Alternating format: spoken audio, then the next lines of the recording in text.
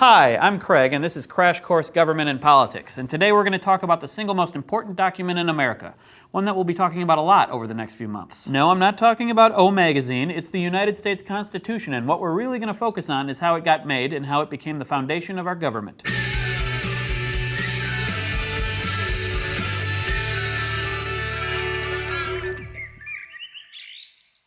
Those of you who watched the U.S. History series with John Green probably remember that the government set up by the Constitution is actually the second attempt at an American government. Also, as pointed out in the comments, you probably noticed that I am not John Green. The first American government, which was in place during the Revolutionary War and for almost 10 years afterwards, was the Articles of Confederation. Like many first attempts, the Articles government had some good ideas and it meant well, but it was poorly executed. Just give it a break. It never did this before. So when delegates gathered in Philadelphia in 1787 to revise the Articles, they ended up scrapping the whole thing and creating a new constitution. It's probably not because they didn't know what revise meant. So the delegates from the various states each had their own agendas at the Constitutional Convention, and that made it difficult for them to agree on what the new government should look like. In order to hammer out a constitution, they had to do something you don't see very much in government these days: compromise. Oh, let's compromise. I'm sorry, Eagle, I didn't mean. Before we get into what those compromises were, it's kind of necessary to look at what was so bad about the Articles government in the first place. The main thing was it really couldn't govern. There was no executive branch or president and no judiciary to settle disputes. It was basically just a Congress where each state was equally represented and they all pretty much had veto power and could sink legislation they didn't like. All decisions were collective, which meant that very few decisions were actually made, because it's really hard to get 13 people to agree on something that will be in the interest of all 13. I can barely agree with Stan on anything, right, Stan?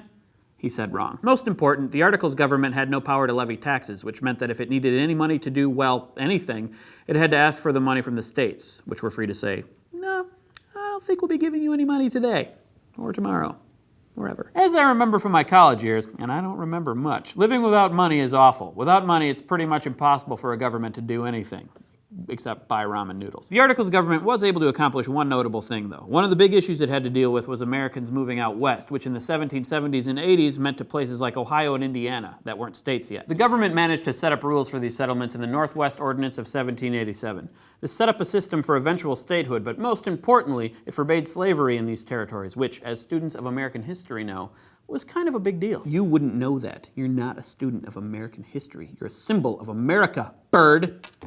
I'm not going to punch you. Other than that, though, the Articles government was a flop. And the very thing that made it so ineffective threatened to screw up any attempts at new government, too. This was the issue of competing interests between different states. More specifically, the states with large populations and the smaller states. Basically, a state with a large population, like, say, Virginia, had different needs than a state with a small population, like Delaware. More importantly, large states might stand to benefit more from any government spending. When the delegates decided to make a new Congress, these large population states wanted the number of representatives to that Congress to be proportional to the states' populations, which would mean that the larger states would have more representatives than the smaller ones. This idea, a large Congress made up of many delegates, was called the Virginia Plan because it was put forward by the delegates from Wisconsin. Just kidding, Virginia. The delegates from small New Jersey put forward a plan that would have a Congress where each state would send an equal number of representatives. In other words, something that looked a lot like the Articles government. This New Jersey plan would prevent smaller states from being dominated by the larger states, and also ensure that the large states wouldn't be able to vote themselves a bigger share of government spending. These two opposing interests threatened to scuttle the whole new government thing until Roger Sherman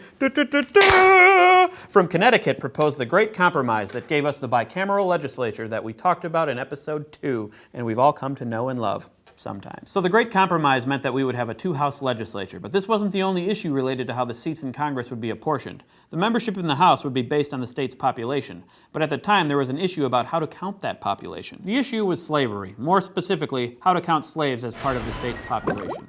Let's go to the thought bubble. The states with large slave populations like South Carolina and Virginia had a pretty big interest in counting these slaves for the purposes of determining representation. And the states with few slaves didn't want them counted at all, because this would mean that the white non-slave people in those states with lots of slaves would effectively be better represented than the white non-slave people in the states with few slaves. The delegates at the Constitutional Convention solved this problem with another compromise that was decidedly less great. Article 1, Section 2 of the Constitution includes the following clause: representatives and direct taxes shall be apportioned among the several states which may be included within this union, according to the respective numbers, which shall be determined by adding to the whole number of free persons, including those bound to a service for a term of years, and excluding Indians not taxed, 3/5 of all other persons. If you're looking for the word slave, you won't won't find it. They're the ones described by the phrase 3/5 of all other persons. This is the notorious 3/5 compromise. What it means is that in order to determine how many representatives a state has, you count the number of free people in the state, including indentured servants, and add to that number 3/5 of the number of non-free persons, otherwise known as slaves. So in terms of counting, each slave was worth 3/5 of each free person. Thanks, Thought Bubble.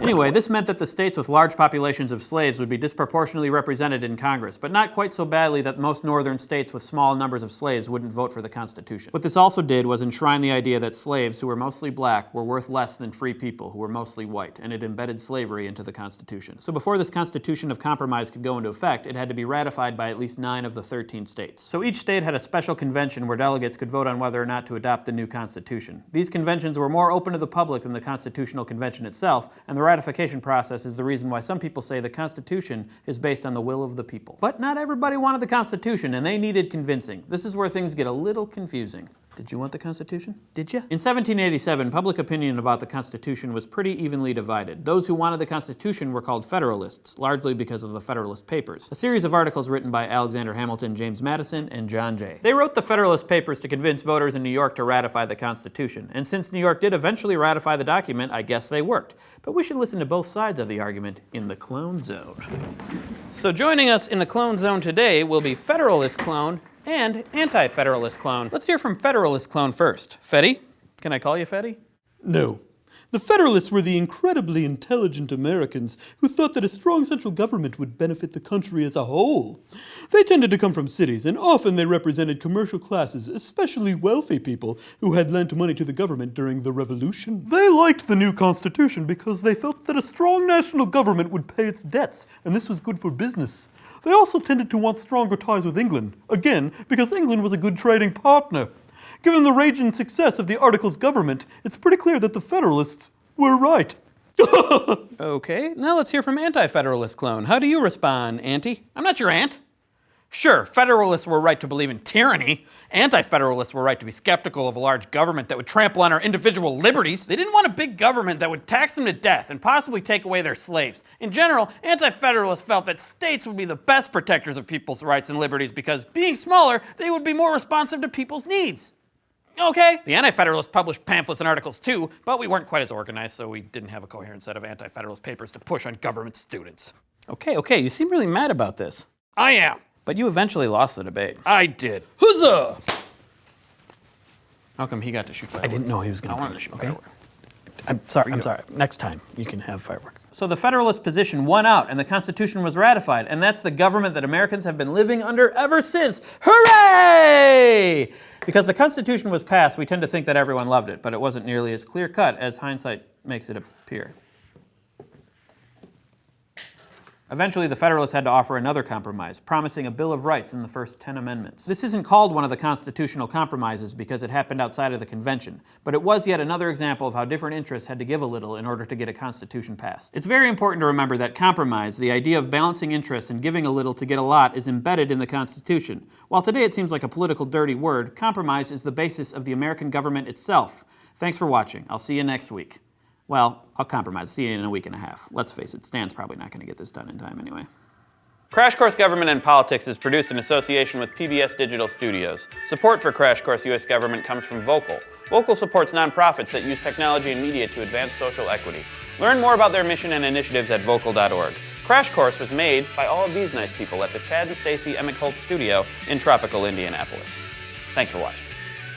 I'm going to the beach.